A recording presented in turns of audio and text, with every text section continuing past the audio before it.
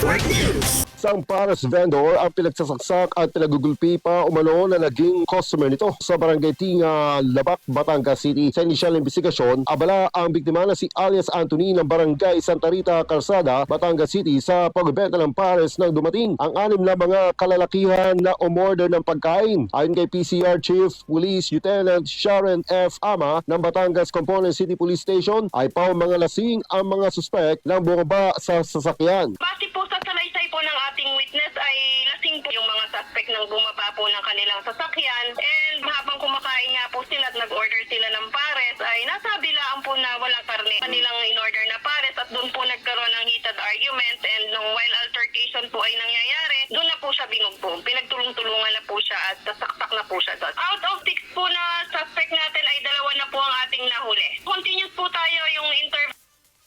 Nga po ay halos dikit din. Ngayon po ay nasa labas po ang tropa at nag-iikot po sila ngayon for possible at makikipag-cooperate po ang mga barangay natin, naghahanap din po sila. Matapos kumain, ang mga suspect ay nagreklamo na walang sahog o karne ang kanilang kinain na naging dahilan ng mainit na pagtatalo sa pagitan ng mga suspect at biktima, hanggang binugbog ng mga suspect ang biktima at isa sa mga suspect umano ang bumunot ng balisog o patalim at sinugatan ito ng makailang beses sa iba't ibang bahagi ng katawan nito. Ang biktima naman ay diniklarang dead on arrival sa pagamutan. Mabilis naman tumakas ang mga suspect na sakay umano ng Blue Wigo patungong Ibaan. Gita naman ni Police Lieutenant Ama na may 2 mga suspect na nahuli ang kanilang mga kapulisan habang patuloy na tinutugis ang iba pa. Kasama mo sa Ramen Calabarzon and 106.3 IFM Lucena Idol, Edgar Dumacena, Tatak RMN RMN Network News.